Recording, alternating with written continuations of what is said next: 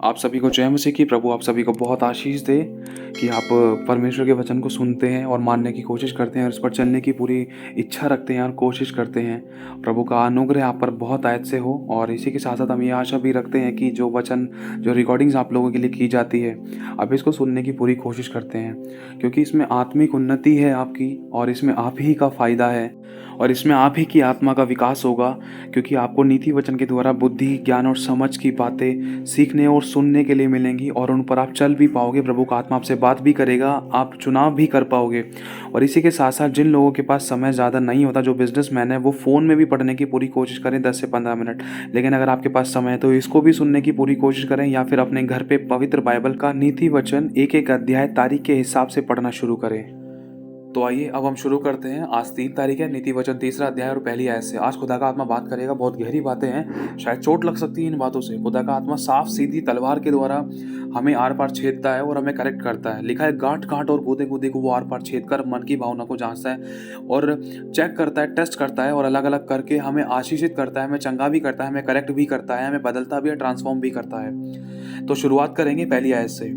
हे मेरे पुत्र, मेरी शिक्षा को मत भूलना, अपने हृदय में मेरी आज्ञाओं को रखे रहना, क्योंकि ऐसा ही करने से तेरी आयु बढ़ेगी। आज इंसान अपनी ज़िंदगी को बढ़ाने के लिए, इंसान अपनी लाइफ को लॉन्ग करने के लिए, कोई अपने पैसे पर भरोसा रख रहा है, कोई अपने बिजनेस पर भरोसा रख रहा है, कोई अपने जिम जाने पर, कोई अच्छे खाने पर भरोसा रख रहा है। लेकिन हमें पता है, आप लोग भी जानते हो इस बात को, आप लोग इस बात से अनजान नहीं हो कि इंसान ने जिस बात पे भरोसा रखा है उसको धोखा वहीं से ज़रूर मिला है 100%।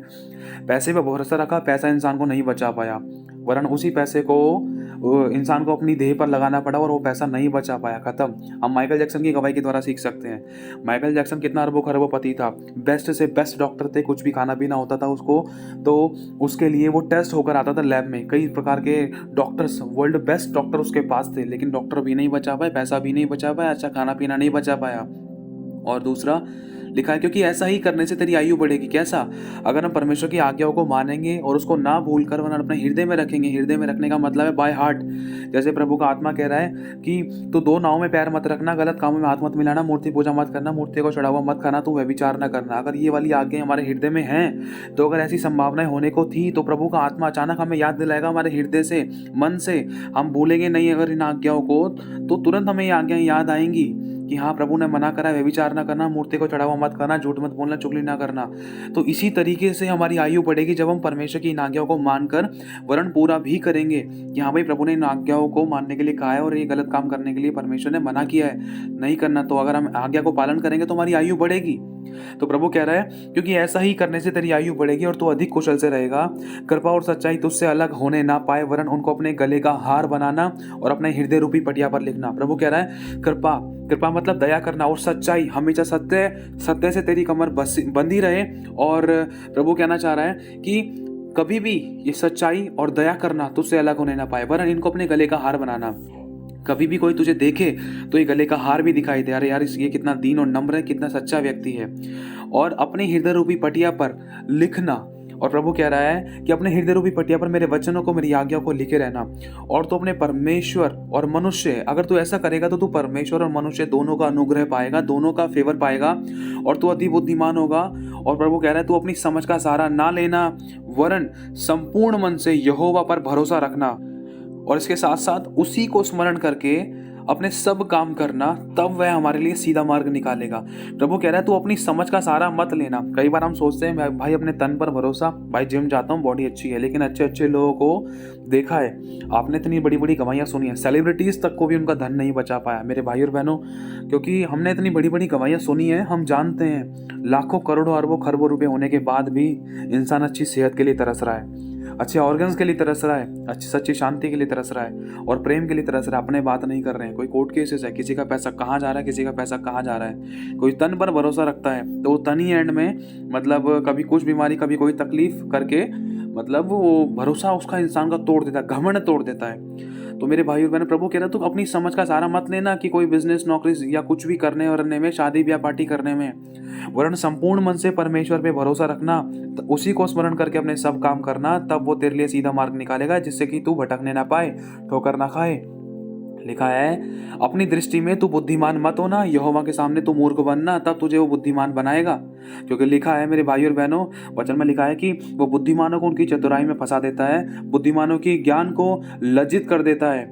लिखा है बुद्धिमानों की बुद्धि मारी जाएगी, साफ लिखा है मेरे भाई और बहनों। प्रभु इसलिए कह रहे हैं कि अपनी बुद्धि, अपनी दृष्टि में तो बुद्धिमान मत होना, यहोवा का भय मानना और बुराई से अलग रहना। देखो बुद्धि को लेकर हम जान सकते हैं, साइंटिस्ट और डॉक्टरों को लेकर कितने लाखों रुपए लगाकर भी वो इतना मतलब इतनी बड़ी बड़ी पढ़ाई करते हैं, स्टडी करते हैं, लेकिन फिर भी लास्ट में वो नाकामयाब हो जाते हैं। एक टाइम में डॉक्टर हाथ खड़े कर देता है तो वो भी ये कहता है दुआ प्रार्थना कर, इस बीमार को हम ठीक नहीं कर सकते लास्ट में। लेकिन फिर भी खुदा कहता है जो मनुष्य से नहीं हो सकता वो परमेश्वर से हो सकता है। सोचो, बड़ी से बड़ी इंजीनियरिंग, बड़ी से बड़ी आर्किटेक्चरिंग और बड़ी से बड़ी डॉक्टरी सब फेल है खुदावन के आगे। क्यों? क्योंकि परमेश्वर कह रहा है कि जो मेरे सामने मूर्ख बनेगा, जो कहेगा मुझे कुछ नहीं आता, तो वो मेरी दृष्टि में उसको मैं बुद्धिमान बनाऊंगा और उसको मैं आशीषित करूंगा और उसके हाथ के सभी कामों को सफल करूंगा। लिखा है अपनी दृष्टि में बुद्धिमान ना होना, वरन यहोवा का भय मानना और बुराई से अलग रहना। लिखा है ऐसा करने से तेरा शरीर भला चंगा रहेगा और तेरी हड्डियां हुष्ट पुष्ट रहेंगी। मतलब प्रभु यहाँ पर यह कहना चाहता है कि मेरे बच्चे, अगर तू मेरे सामने दीन और नम्र बनेगा, मेरी आज्ञाओं को अपने हृदय पर रखेगा और मेरी बात को मानेगा, मेरी आज्ञाओं को अपनी पट्टियों पर, हृदय रूपी पट्टियों पर लिखेगा और जो मेरी दृष्टि में ठीक है तू वही करेगा, तो मैं तेरे हाथ के कामों को सफल करूंगा और तू बहुत ऐसे आशीषित होगा। और तू अगर मेरा भय मानेगा तो इससे तेरा शरीर भला चंगा रहेगा और तेरी हड्डियां हुष्ट पुष्ट रहेंगी। आज इंसान अपने शरीर को भला चंगा रखने के लिए कोई कसरत कर रहा है, कोई जिम जा रहा है, हालांकि मना नहीं है, लेकिन भरोसा इंसान इन चीज़ों पे कर रहा है कि ऐसा करने से मेरा शरीर भला चंगा रहेगा। हमने कितनी बड़ी बड़ी गवाहियां सुनी, आप लोग जानते हो इस बात को, खुद जानते हो, ये बात बार बार बोलने की जरूरत नहीं है। इंसान को कहाँ पर किस चीज़ ने धोखा दे दिया, इंसान को इंसान के हार्ट ने धोखा दे दिया, किडनी ने धोखा दे दिया। अच्छे जिम करते करते बहुत से लोगों को अटैक आ गया था, अच्छी चीज़ खाने के बाद भी वो चीज़ रिएक्शन कर गई थी। सोचो क्यों? क्योंकि खुदा का डर नहीं है। समझना इस बात को मेरे भाई और बहनों। और पापों की क्षमा सिर्फ यीशु दे सकता है। लिखा है ऐसा करने से, कैसा? जब उसका भय मानकर उसके मार्गों पर चलेंगे, ऐसा ही करने से हमारा शरीर भला चंगा रहता है और हड्डियां हष्ट पुष्ट रहती हैं। और लिखा है अपनी संपत्ति के द्वारा अपनी भूमि की पहली उपज दे देकर यहोवा की प्रतिष्ठा करना, इस प्रकार तेरे खत्ते भरे पूरे रहेंगे और तेरे रसकुंडों से नया दाखमधु उमड़ता रहेगा। मतलब प्रभु कहना चाहता है जो भी तू नौकरी बिजनेस कर रहा है, उसकी जो पहली कमाई है वो लेकर तू मेरे भवन में आना, ताकि मेरे भवन की जरूरतें पूरी हों। और अगर तू ऐसा करेगा, ये मेरी आज्ञा, अगर तू इस आज्ञा के अनुसार करेगा, तो ऐसा करने से तेरे खत्ते भरे पूरे रहेंगे और तेरे रसकुंडों से नया दाखमधु उमड़ता रहेगा। मतलब तेरी सेविंग, तेरी अर्निंग और तेरी नौकरी बिजनेस में फुलनेस आएगी, फ्रूटफुल होगा, कोई कीड़ा या काई नहीं लग सकता, कोई रुकावट, कोई कमी नहीं आ सकती, कोई घटी नहीं आ सकती। ये चीज़ मैंने अपनी ज़िंदगी में अपनाई और आज तक परमेश्वर मुझे बढ़ा ही रहा है और आगे भी बढ़ाएगा। लिखा है 11वीं आयत में, हे मेरे पुत्र, यहोवा की शिक्षा से मुंह ना मोड़ना और जब वह तुझे डांटे तब तो बुरा मत मानना, क्योंकि यहोवा जिससे प्रेम रखता है उसको वह डांटता भी है, जैसे कि बाप उस बेटे को जिसे वह अधिक चाहता है। क्या ही धन्य है वह मनुष्य जो बुद्धि पाए और वह मनुष्य जो समझ प्राप्त करे। बुद्धि उसी को मिलती है जो परमेश्वर का डर मानता है और समझ उसी को मिलती है जो परमेश्वर को खोजता है, क्योंकि बुद्धि की प्राप्ति चांदी की प्राप्ति से भी बड़ी और उसका लाभ चौके सोने से भी कहीं ज्यादा उत्तम है। वह मूंगे से भी अधिक अनमोल है और जितनी वस्तुओं की तू लालसा करता है उनमें से कोई भी उसके तुल्य नहीं है। जैसे आज इंसान के पास बहुत ऐसे धन है, बहुत ऐसे ब्लेसिंग है, रोटी, कपड़ा, मकान, नौकरी, बिजनेस अनबिलीवेबल है और बिल्कुल सोचो समझ से परे है, इतना ब्लेसिंग्स है, इंसान को रखने की जगह नहीं है, लेकिन उसके पास बुद्धि नहीं है ना, तो वही उसके नाश का कारण हो सकती है, वरन होगी भी। लिखा है उसके दाहिने हाथ में दीर्घायु और उसके बाएं हाथ में धन और महिमा है। उसके मार्ग मनभाव हैं और उसके सब मार्ग कुशल के हैं। जो बुद्धि को ग्रहण कर लेता है, मतलब जो परमेश्वर की डांट को, परमेश्वर के भय को विश्वास से ग्रहण करते हैं, हाँ प्रभु मैं तेरा भय मानने पाऊंगा, तो उनके लिए वह जीवन का वृक्ष बनती है और जो उसको पकड़े रहते हैं वह धन्य होते हैं। मतलब परमेश्वर की आज्ञा जीवन का वृक्ष बनती है, बुद्धि हमारे लिए जीवन का वृक्ष बनती है, जीवन का मार्ग हमें बताती है, जीवन के मार्ग पे हमें लेकर चलती है और हम धन्य होंगे। लिखा है यहोवा ने पृथ्वी की नींव बुद्धि ही से डाली और स्वर्ग को समझ ही के द्वारा स्थिर किया। उसी के ज्ञान के द्वारा गहरे सागर फूट निकले और आकाश मंडल से ओस टपकती है। हे मेरे पुत्र, ये बातें तेरी दृष्टि की ओट ना होने पाए, खरी बुद्धि और विवेक की रक्षा कर, तब इनसे तुझे जीवन मिलेगा और ये तेरे गले का हार बनेंगी। और तू अपने मार्ग पर निडर चलेगा और तेरे पाँव में ठेस ना लगेगी। जब तू लेटेगा तब भय ना खाएगा, जब तू लेटेगा तब तुझे सुख की नींद आएगी। आज इंसान प्रभु को जानने के बाद भी भय क्यों खा रहा है? क्योंकि उसने अपनी परमेश्वर की आज्ञा को अपने हृदय में नहीं रखा। अगर रखा है तो उसके अनुसार चला नहीं। और दूसरा, परमेश्वर का भय नहीं माना। भय मानना क्या है? परमेश्वर का भय मानने का मतलब है बुराई से दूर रहना। लेकिन अगर बुराई के साथ मिले हुए अगर आज हम सोते सोते डरते हैं या जागते जागते भी डर जाते हैं छोटी छोटी बातों में, तो समझ लेना कहीं ना कहीं गड़बड़ी है। हमने परमेश्वर की आज्ञा का पालन नहीं कर रहे हैं और ना ही उसके अधीन है और ना ही उसकी आज्ञा को अपने हृदय में रख छोड़ा है और ना ही हम बुराई से बैर कर रहे हैं।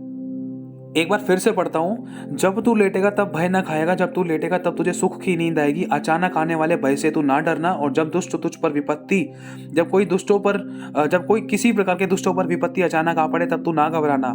मेरे भाई और बहनों, प्रभु यहाँ पर कहना चाहता है कि कोई भी अचानक आने वाला भय है ना, उससे आप नहीं डर पाओगे क्योंकि परमेश्वर आपका साथ रहेगा। वो कहता है मत डर।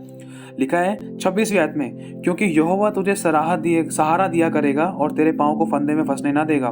क्यों नहीं फंसने देगा? क्यों? क्योंकि आप परमेश्वर का भय मान रहे हो, उसकी आज्ञा को अपने हृदय में रख छोड़ा है और उसको प्रसन्न करने के लिए आप मार्ग खोजते हो और उसकी इच्छा के अनुसार जीते हो और बुराई से बैर करते हो और उसी को ही प्रसन्न करने के लिए अपने सारे काम करते हो। तो इसीलिए वो प्रभु कह रहा है, क्योंकि यहोवा तुझे सहारा दिया करेगा और तेरे पाँव को फंदे में फंसने ना देगा। आपका कोई नुकसान नहीं हो सकता, कोई घटी नहीं हो सकती, कोई दुख तकलीफ कमी घटी बीमारी परेशानी नहीं हो सकती। अगर हुई भी थी तो वो रह नहीं सकती। लिखा है, जिनका भला करना चाहिए, यदि तुझ में शक्ति रहे तो उनका भला करने से ना रुकना। जैसे उदाहरण के तौर पर आप लोगों को शायद बताया गया है और आप लोग जानते भी हो उस बात को कि परमेश्वर कह रहा है कि हम भले कामों के लिए सृजे गए हैं। प्रभु ने कहा है, यदि तेरे पास 2 कुर्ते हैं तो एक कुर्ता उसको दे जिसके पास नहीं है। प्रभु ने कहा है, जो हर्ष से बोता है उसकी बढ़ती होती है, जो छितराते हैं उनकी बढ़ती होती है, जो यथार्थ से कम देते हैं उनकी घटती होती है। यथार्थ से कम देने का मतलब जिनके पास बहुत है, दे सकते हैं लेकिन फिर भी नहीं दे रहे हैं, तो उनकी घटती होती है। क्यों? क्योंकि मेरे भाइयों बहनों, लिखा है कि जब मैं भूखा था, प्यासा था, नंगा था, बंदी गृह में था, क्या तुमने मेरी सुधि ली, मुझे कपड़े पहनाए, मुझे प्रभु का वचन दिया। मतलब मेरे भाइयों बहनों, प्रभु कह रहा है जिनका भला करना चाहिए, यदि तुझमें शक्ति रहे तो उनका भला करने से ना रुकना। खासकर हम चाहे रोटी कपड़ा मकान नौकरी बिजनेस के साथ साथ हम दूसरों को परमेश्वर का वचन जरूर दें, क्योंकि ये सब चीज तो सिर्फ पल भर की है, लेकिन खुदा का वचन अगर दे दिया तो उसके प्राण को, उसकी आत्मा को नरक से बचा सकते हैं। चाहे कोई भी गरीब था, चाहे कोई फकीर था, चाहे कोई इंसान कैसा भी था, चाहे कोई कितना भी अमीर बाप की औलाद है, उसको वचन जरूर देना है। ठीक है, मतलब प्रभु कह रहा है भले काम करने हैं। जिसको जैसे सर्दी का टाइम चल रहा है, आप चाहें तो किसी की मदद सहायता कर सकते हो प्रभु के वचन को देने के साथ साथ। लिखा है 28वीं आयत में, यदि तेरे पास देने को कुछ हो तो अपने पड़ोसी से ना कहना। पड़ोसी कौन है हमारा? चाहे कोई रिक्शे वाला, चाहे कोई गरीब है, चाहे कोई फकीर है, चाहे कोई अमीर है, अगल बगल वाले लोग भी हमारे पड़ोसी हैं। जिनको हम नहीं जानते वो भी हमारे पड़ोसी हैं, जो हमें मिलते हैं वो भी हमारे पड़ोसी, जो हमें दिखाई देते हैं वो भी हमारे पड़ोसी हैं। तो प्रभु कह रहा है, यदि तेरे पास कुछ देने को हो तो अपने पड़ोसी से ना कहना कि जा कल फिर आना, कल मैं तुझे दूंगा। लिखा है, जब तेरा पड़ोसी तेरे पास बेखटके रहता है तब उसके विरुद्ध तू बुरी युक्ति मत बांधना।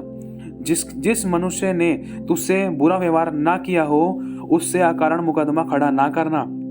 उपद्रवी पुरुष के विषय में ढा ना करना और ना उसकी सी चाल चलना, क्योंकि यहोवा कुटिल से घृणा करता है परंतु वह अपने भेद सीधे लोगों पर खोलता है। और दुष्ट के घर पर यहोवा का श्राप और धर्मियों के वासस्थान पर उसकी आशीष होती है। और लिखा है, ठट्ठा करने वालों से वह निश्चय ठट्ठा करता है और दीनों पर अनुग्रह करता है। बुद्धिमान महिमा को पाएंगे और मूर्खों की बढ़ती अपमान ही की होगी।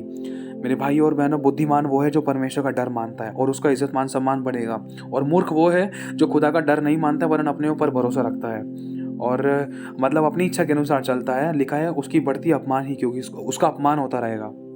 तो प्रभु आशीष दे आप सभी को। जय मसीह की।